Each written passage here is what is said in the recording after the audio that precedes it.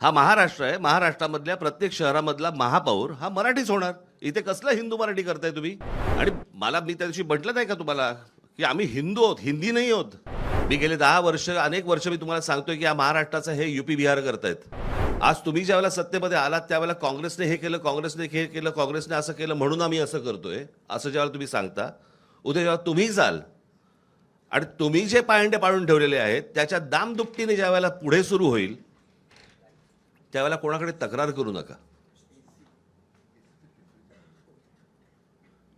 याचं कारण आता आपण जे काय करतो आहोत तर जर समजा त्यांना वाटत असेल की आम्ही सत्तेतनं कधीच बाजूला होणार नाही आहोत, तर आम्हाला असं वाटतं हा भ्रम त्यांचा दूर झाला पाहिजे. आणि उद्या ज्या वेळेला सत्ता परिवर्तन होईल आणि ज्या वेळेला दुसरे येऊन ज्यावेळेला याहून वाईट ज्यावेळेला होईल त्यावेळेला आपण काय करणार आहोत याचा विचार मला असं वाटतं सत्ताधाऱ्यांनी त्या वेळेला करणं गरजेचं असतं.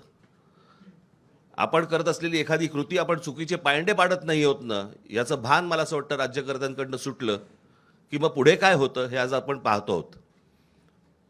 मला असं वाटतं जे राज्यामध्ये लोक आहेत त्यांनी या गोष्टींचा नीट विचार करणं आवश्यक आहे. आपण काय पसरवतोय, आपण काय टाकतोय या राज्यांमध्ये. मी गेले 10 वर्ष, अनेक वर्ष मी तुम्हाला सांगतोय की या महाराष्ट्राचं हे युपी बिहार करतायत. उत्तर प्रदेश, बिहारमध्ये ज्या प्रकारचं राजकारण केलं जातंय त्या प्रकारचं राजकारण. महाराष्ट्र हा वेगळा सुसंस्कृत महाराष्ट्र आहे. मी नेहमी सांगतो की महाराष्ट्राने देशाला दिशा दाखवलेली आहे आणि अशा परिस्थितीमध्ये महाराष्ट्राचं अशा प्रकारे वाटोळं करणं, महाराष्ट्रातल्या येणाऱ्या पुढच्या पिढ्यांचं वाटोळं करणं, महाराष्ट्रामध्ये जे येऊ इच्छितात राजकारणामध्ये त्यांची विचारसरणी बदलणं, हे मला असं वाटतं महाराष्ट्रासाठी आणि महाराष्ट्राच्या भवितव्यासाठी घातक आहे. ह्या सगळ्या गोष्टींचा विचार मला असं वाटतं राजकीय पक्षांनी करणं गरजेचं आहे. आज जर आपण ह्या गोष्टींना प्रोत्साहन दिलं तर पुढे आपल्या वाट्याला काय येणार आहे हे फक्त ओळखून घ्यावं. नाही, एकच सेकंद जरा मरे. मी थोडंसं काल मुख्यमंत्री बोलले, कारण मुंबई महापालिका ही एकमेव महापालिका होती असं आता म्हणावं लागतं की जिच्या मुदत ठेवी 92,000 कोटीपर्यंत आम्ही नेऊन दाखवल्या होत्या.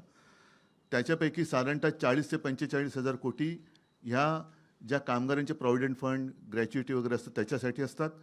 उरलेल्या ज्या आहेत त्या लाँग टर्म आणि मोठे जे प्रोजेक्ट असतात त्याच्यासाठी असतात. आणि त्याच पैशातून मुंबईसाठी कोस्टल रोड हा आपण बांधून करून दाखवलेला आहे, टोलमुक्त. यांचे गल्लीबोळ केली तरी यांचे हे टोल लावतात. नितीन गडकरींचा मुंबई गोवा रस्ता अजून होतोय, 200 वर्ष त्याला खड्डे पडणार नाही, पण 200 वर्षात तो होणार की नाही अजून माहिती नाही आहे. पण त्यांनी जे काल उद्गार काढले मुख्यमंत्र्यांनी हे खरं अशोभनीय आहेत. ठेवी या काही चाटायला नसतात. मला त्यांना सांगायचं तुमचं अगदी 100% बरोबर आहे. ठेवी ह्या चाटायला नसतात, पण त्याचप्रमाणे त्या कॉन्ट्रॅक्टरचे बूट चाटून त्यांना वाटायला नसतात. त्यांनी पूर्णपणे संपूर्ण विल्हेवाट लावण्याचं ठरवलेलं आहे. साधारणतः एक जमा खर्च याचं एक तारतम्य ठेवून ताळमेळ घातला जातो आणि जो खर्च केला जातो आपल्याकडे सर्व जे काही सोर्सेस आहेत त्यातनं पैसा किती जमा होणार आहे, पुढच्या काही वर्षात किती येणार आहे आणि त्यानुसार प्रोजेक्ट हे आखले जातात, ठरवले जातात.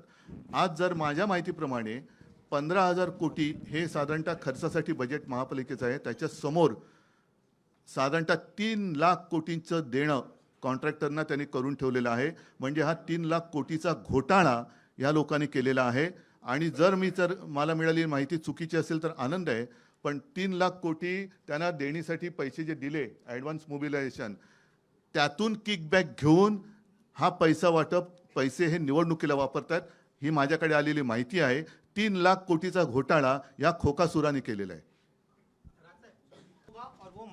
हिंदू होगा और वो मराठी होगा, तो आपको लग रहा है कि हिंदू और मराठी इन दो शब्दों के जरिए जो है एक डिवीजन क्रिएट करने का प्रयास किया जा रहा है? एक दूसरा मी तुम्हाला अजून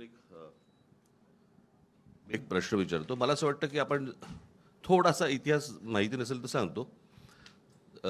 पेशव्यांच्या काळामध्ये मला असं वाटतं 3 संस्थानं उभी राहिली. त्यातलं एक गुजरातचं मधलं गायकवाडांचं, शिंदेंचं म्हणजे सिंधिया ज्यांना म्हणतो आपण ते, आणि तिसरं होळकरांचं. बरोबर. जे साम्राज्य उभं राहिलं ते बडोद्याचं साम्राज्य उभं राहिलं, जे मराठेशाहीचं साम्राज्य आहे. बरोबर. मग त्या बडोद्यामध्ये सगळे मेयर गुजराती का होता? तो हा महाराष्ट्र आहे. महाराष्ट्रामधल्या प्रत्येक शहरामधला महापौर हा मराठीच होणार. इथे कसलं हिंदू मराठी करताय तुम्ही?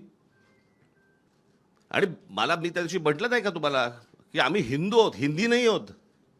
तुम्हाला महाराष्ट्रातल्या या शहरांमध्ये मराठीचा मान हा तुम्हाला राखलाच पाहिजे.